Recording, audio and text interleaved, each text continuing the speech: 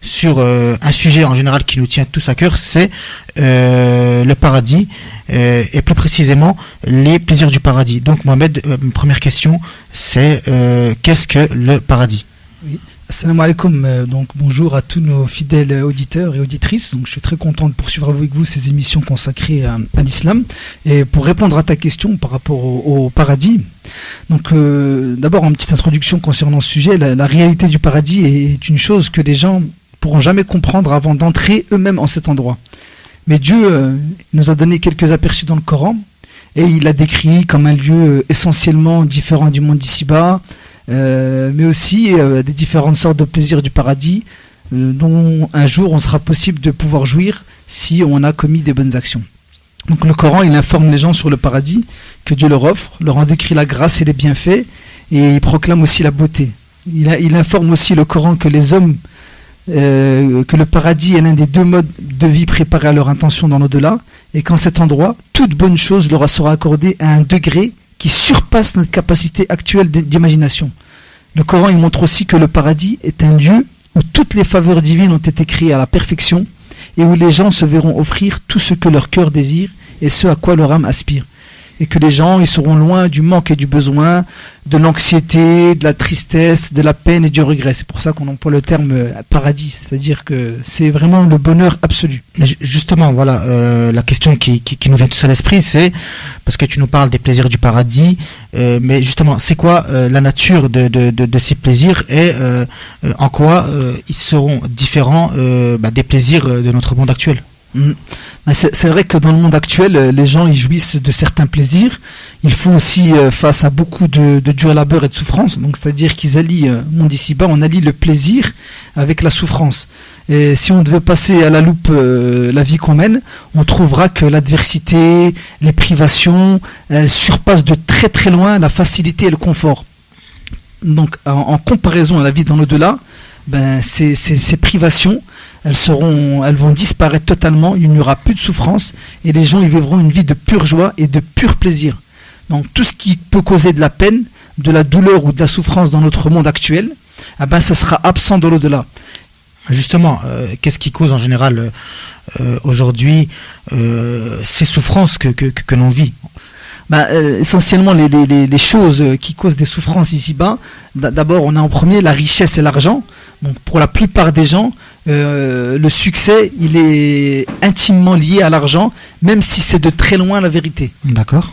Et combien de fois on a vu des gens les plus fortunés vivre des vies tellement exécrables qu'elles les mènent parfois jusqu'au suicide. Comme on dit, l'argent ne fait pas le bonheur. Effectivement, donc l'argent est une chose que les humains par nature désirent par-dessus tout. Et dans la création de ce désir, il y a une grande sagesse. Lorsque ce désir n'est pas assouvi, ça cause un certain degré d'insatisfaction et de détresse chez les gens. Donc c'est pour cette raison que Dieu a promis à ceux qui iront au paradis qu'ils auront tout ce qu'ils auront imaginé en matière de biens personnels et de richesses. D'accord. Tu peux nous citer d'autres causes, d'autres...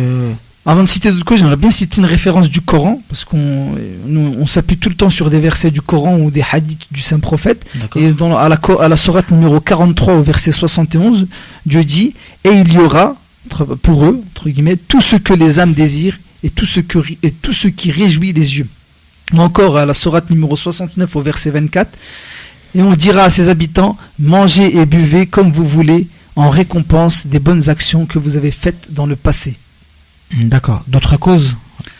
L'autre cause après la richesse et la mort, on a la maladie et la mort. Donc c'est une cause de douleur et de souffrance dans cette vie.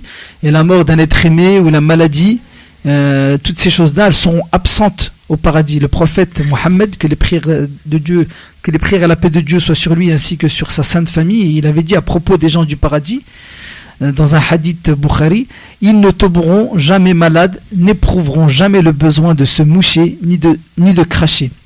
Ou encore dans un autre hadith, par contre celui-là il référence à un hadith musulman, en vérité vous serez indéfiniment en bonne santé sans jamais être malade, vous vivrez éternellement sans plus jamais connaître la mort, vous resterez perpétuellement jeune sans jamais vieillir et vous serez comblé de faveurs sans jamais plus connaître de peine ni de regret. D'accord, très bien. Et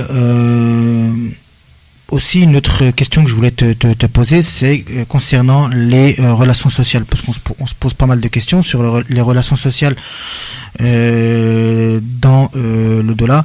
Donc, peux-tu nous décrire l'ambiance qui régnera justement au paradis? Donc, pour retenir l'ambiance qui va régner, comme tu dis, ce sera essentiellement des bonnes paroles et des paroles de paix.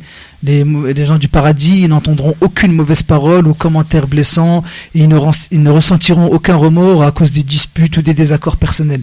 Donc le verset du Coran qui fait référence à ça, c'est le verset numéro 25-26 de la sourate 56, où il dit: là, ils n'entendront ni futilité, ni récrimination, mais seulement les mots paix, paix.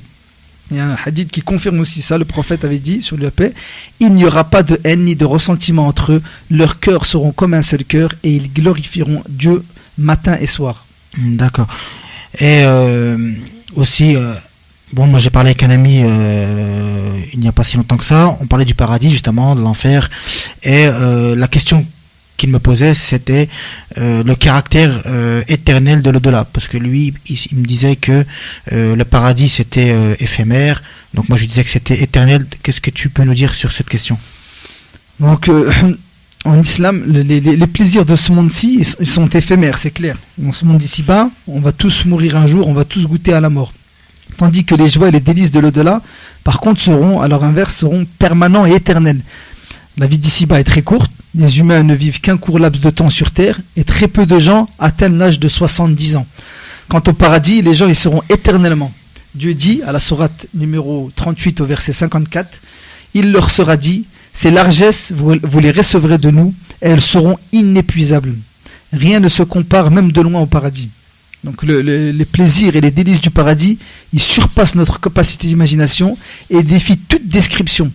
Et le prophète a fait énormément de références pour donner envie aux musulmans sur le paradis. Il avait dit: j'ai préparé pour mes serviteurs ce que nul œil n'a jamais vu, nulle oreille n'a jamais entendu et nul entendement humain n'a jamais pu imaginer. Ça, c'est un hadith rapporté par un prophète que Dieu lui avait dit. Donc c'est un hadith qudsi. D'accord. Donc si j'ai bien compris, rien ne se compare même de loin au paradis.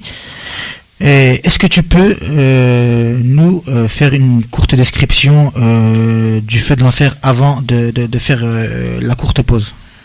Oui, bien sûr. Donc inversement, s'il existe un paradis, donc ça veut dire qu'il existe aussi un enfer. Et l'islam nous apprend que l'enfer est un endroit bien réel, préparé par Dieu pour ceux qui n'auront pas cru en lui, qui se seront rebellés contre ses lois et qui auront rejeté ses messagers. L'enfer est un endroit réel et non un état d'esprit ni une entité spirituelle. Donc les horreurs, la douleur, l'angoisse extrême et le châtiment sont réels, mais de nature différente de ceux connus sur terre. L'enfer, c'est l'humiliation et l'échec ultime. Et rien n'est pire comme destination dernière. Donc le Coran confirme ses propos. À la sourate numéro 3, verset 192, Dieu dit: Seigneur, celui que tu fais entrer dans le feu, tu l'as vraiment déshonoré, et les injustes ne seront point secourus. Ou encore à la sourate numéro 9, au verset 63, ne savent-ils pas qu'en vérité, quiconque s'oppose à Dieu et à son messager aura le feu de l'enfer pour y demeurer éternellement. Et voilà le suprême opprobre. D'accord, bon, on te remercie pour ces quelques explications. Donc la question qui me vient à l'esprit, c'est la suivante, c'est: donc, est-ce que le paradis et l'enfer existent en ce moment, et est-ce qu'ils sont éternels? Donc l'enfer existe en ce moment même et continuera d'exister éternellement. Il ne mourra jamais et ses habitants y demeureront pour toujours. Donc selon la croyance islamique traditionnelle, personne ne sortira de l'enfer à l'exception des croyants qui, bien qu'ayant commis des péchés, auront cru à l'unicité de Dieu en cette vie et aux prophètes que Dieu leur a envoyés. Donc, par contre, les polythéistes et les mécréants, eux, ils demeureront pour l'éternité. Donc il s'agit d'un point de vue soutenu depuis le début de l'islam, qui sont fondés sur des versets coraniques clairs et sur les comptes rendus authentifiés des paroles du prophète de l'islam. Donc, le Coran, il parle de l'enfer au passé et affirme qu'il a déjà été créé. Donc à la sourate numéro 3 au verset 131, on peut y lire: craignez le feu préparé pour les mécréants. Encore le prophète avait dit sur lui la paix: quand quelqu'un meurt, sa future résidence lui est exposée matin et soir. S'il est destiné à être en enfer, il verra sa demeure infernale en face de lui. S'il a la faveur d'être destiné au paradis, il verra son séjour dans sa tombe. Il sera dit à chacun d'eux: regarde ta future résidence en attendant le jour de la résurrection. Donc il est clair qu'à la lumière de ces textes, que l'enfer et le paradis ils existent bel et bien, et que des âmes peuvent y entrer avant même le jour de la résurrection.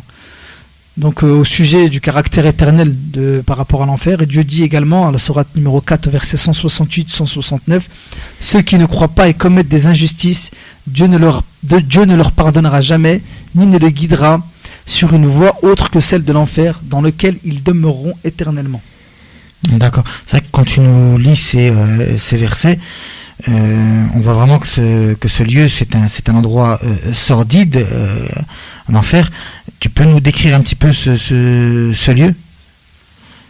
Oui, de puissants et sévères gardiens qui jamais ne désobéissent à Dieu se tiennent au-dessus de l'enfer.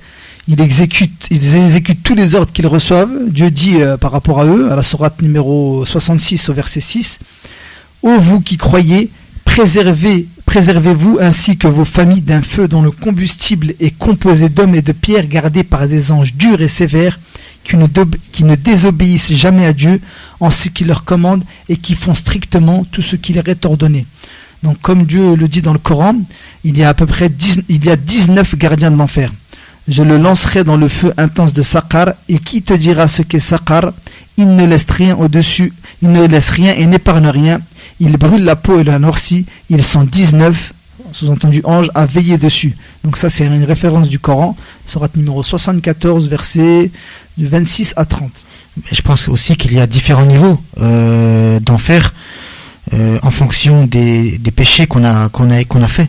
Oui, bien sûr, l'enfer a différents niveaux, qui diffèrent en chaleur et en châtiment. Chacun est en fonction du degré d'incroyance et de péché que ceux qui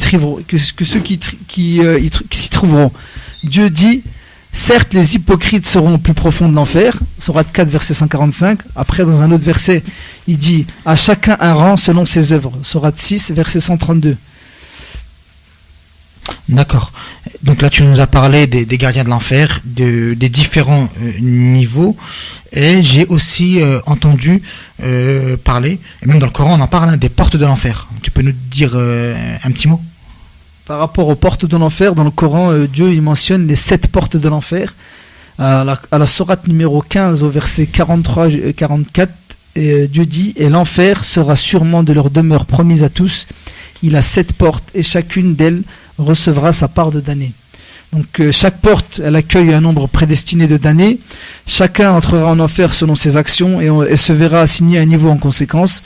Lorsque les mécréants seront amenés vers l'enfer, ces portes s'ouvriront et ils y entreront et resteront à jamais.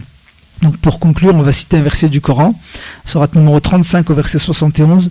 Ceux qui n'auront pas cru seront conduits par groupe à l'enfer, et quand ils y arriveront, ces portes s'ouvriront et ces gardiens leur diront: des messagers choisis parmi vous, ne vous sont-ils pas venus, vous récitant les révélations de votre Seigneur et vous avertissant de la rencontre de ce jour? Ils répondront: oui, en effet, mais le décret du châtiment s'est réalisé contre les mécréants. Puis on leur dira, verset au Coran, pareil, sourate 39, verset 72, entrez, leur dira-t-on, par les portes de l'enfer pour y demeurer éternellement, qui est l'horrible demeure ultime que celle des arrogants. D'accord, tu as été très clair sur ce sujet par rapport au plaisir du paradis et au supplice de l'enfer.